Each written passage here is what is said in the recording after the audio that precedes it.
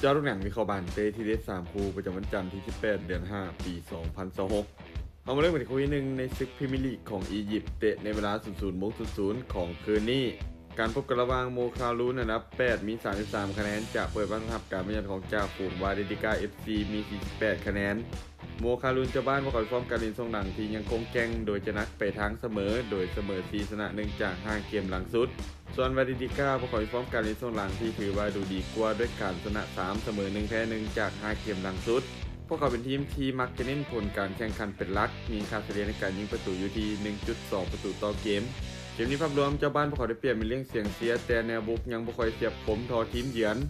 โดยภาพรวมยังคงให้ทีมเยือนดูดีกว่าและมีโอกาสที่จะเสือชนะไปได้ในเกมนี้การคาดการณ์สกอร์ที่น่าจะเกิดขึ้นวาเดดิกาจะบุกมาเอาชนะโมคาลูนไปด้วยสกอร์1ประตูต่อ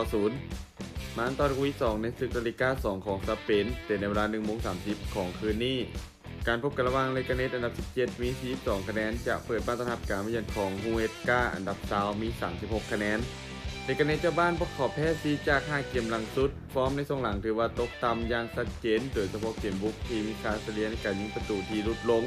ส่วนฮูเอสกาทีมเยือนพวกเขาฟอร์มการเล่นช่วงหลังที่ถือว่าใกล้เคียงกันปัญหาของทีมคือฟอร์มการเล่นนอกบ้านที่ยังบ่ค่อยสม่ำเสมอเกมนี้เลกาเนสพวกเขาเล่นในบ้านแต่ความมั่นใจของทีมยังถือว่าตกต่ำส่วนฮูเอสกาเกมนี้พวกเขาไม่เล่นเกมเยือนน่าจะเน้นเกมรับให้แน่นแล้วก็จะว่าการเล่นเกมส่วนกลับเกมนี้มีแนวโน้มค่อนข้างสูงที่จะออกมาแบบอึดอัดและยิงประตูกันบ่หลาย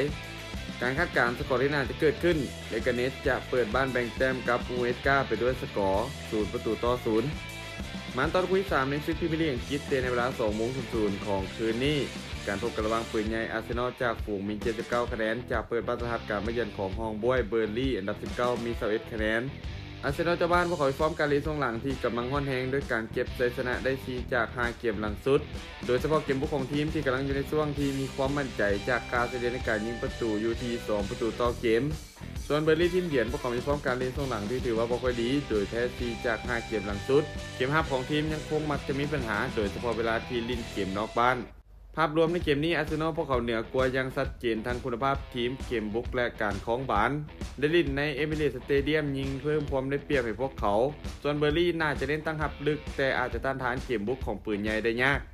การคาดการณ์สกอร์ที่น่าจะเกิดขึ้นปืนใหญ่อาร์เซนอลจะเปิดบ้านเอาชนะเบอร์ลี่แบบสบายๆไปด้วยสกอร์3ประตูต่อ